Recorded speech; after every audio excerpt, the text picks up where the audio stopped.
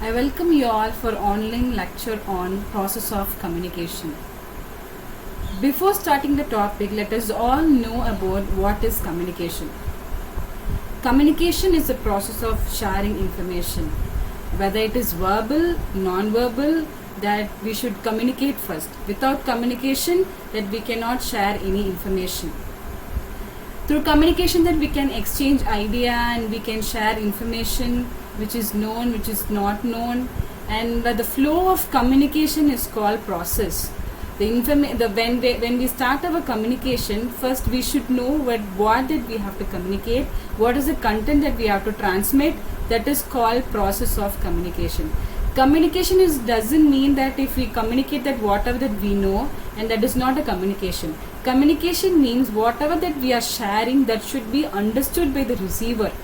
The receiver understand that what is communication, what we share, that is called real communication. If the receiver is not understanding what we communicate, then it is no use. There is no any fulfillment in communication. So communication is not just sharing information, it is also the understanding of information that what we shared.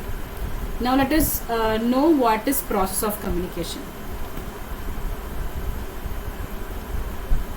So process of communication is the flow of communication. That means what the sender is doing and what the receiver is doing. First, as a sender, see, process means the flow of communication. That means that how we are sharing or exchanging the information, what would be the result means. That is the process. So, for example, I am the sender, I am sharing an information to the receiver. The receiver, whether that he or she understood the message or the content, is called, if he understood. So to know the result of a communication is called process of communication. The process of communication is sharing information in symbolic interchange with both dynamic and interactive. And what will be the result? That means what will be the result of exchanging information, whether they understood or not.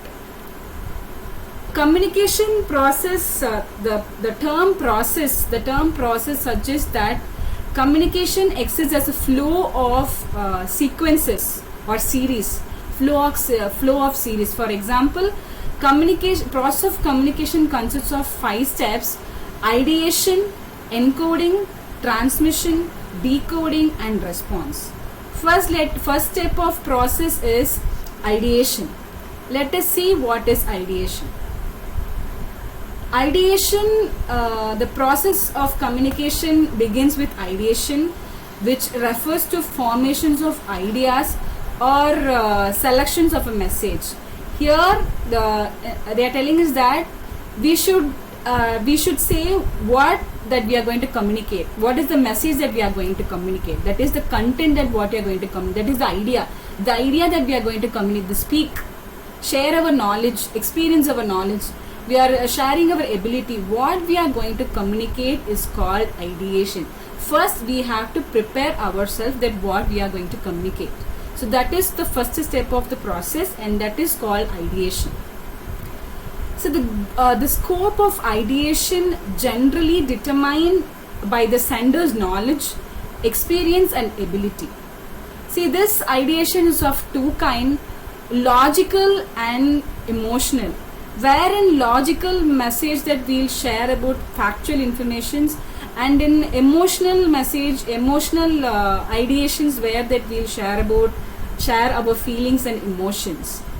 So this ideation consists of finding the subject, selecting a content, selecting a general topic, and looking forward to thoughts or ideas that what we are going to share. That is the first process of communication. Second thing is encoding. Encoding is nothing but first we have chosen what that we are going to speak. That is the subject that what we are going to speak. Encoding is nothing but it's a message how that we are going to transmit. The process of exchanging information, the process of changing information changing information into some form of coded language, coded message. For example, it might be a written format, it might be in verbal format, it might be a non-verbal format. So we are deciding first in ideation that we have decided what that we are going to share, that is subject of information that we are going to share. And here is in encoding, what is the form, what is the coded form. And important thing here is that purpose of communication. Purpose of communication, for example, encoding is very important here, because in process, if encoding is not good, then decoding will not be there. Encoding is the sender who is how that I am sharing information. If I am not sharing, encoding the message properly, then the person receiver will not decode the information properly. So here encoding is very, very important. First thing is that language is important. The person, if a sender is well known in English, and if the receiver is not well known in English, means if I am communicating, if I am encoding all the message in English, there is no use of it. Then the process of communication will be utter failure. So first thing is that we have to select a language. We have to know what the language is known by the receiver too. And that is the first point. Selecting the right language is essential in effective encoding. And whether it is verbal or non-verbal, this doesn't mind. First we have to know what is the language known by the receiver. And selecting a message and selecting a medium of communication. Medium, that is verbal, non-verbal, it might be anything. So we should select that. And selecting an appropriate communicating form. And that is what I said. Whether it is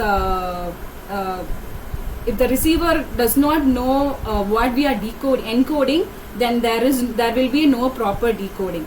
So receiver is not able to decode or understand the message, communication will be failure. For example, if a person does not understand the Tamil language, and if we encode everything in a Tamil, then they cannot decode anything. So we should first generally know in which language that we are encoding. And transmitting. Flow of message over the chosen language, chosen channel, confirms the medium selecting during the process of encoding, keeps the communication free from interference or noise. Receiver receives message without any disturbance. Transmission refers to flow of message over a chosen channel. Transmission confirms the medium selecting during the process of encoding. See, for example, I have chosen an ideation, I have chosen an idea that what I am going to share, and I am very strong in encoding. I know how to communicate, what language, what should be the medium, what should be the language. I am very confident in that. And third process of communication is the transmission. So the coded message is what I want to share with the receiver is to be transmitted now. It might be in any form, it might be in message form, it might be in telegram form, it might be anything, it might be a letter, it might be an email. So I have to choose how that I am transmitting. For example, if I want to, I will leave tomorrow. So what I have to do, I have to convey and transmit a message to my HOD or to my principal stating that I will be availing leave tomorrow. So that is called transmission. I have chosen an encoding format called message, not an email. I have chosen an encoding format called message. So I am transmitting that encoding. So here I am choosing the transmission format called message. Through message that I am sending informing that I'll be availing tomorrow. So that is availing leave tomorrow. That is called transmission. So encoding content, everything that is transmitted to the receiver. So next is decoding. Decoding, converting a message into thoughts by translating receiver stimuli into an interpreted meaning. Message is transferred. Meaning cannot be transferred from one person to another. Receiver has to assign meaning to message in order to understand it. So if my ideation is very strong, if I encoded everything properly, and I transmitted everything properly, then decoding will be a successful one. So here the receiver understood whatever the message that I am converted, whatever the thoughts that I have transmitted. that is called decoding. So to know the result of encoding, the response is very important. So ideations has been encoded messages has been transmitted.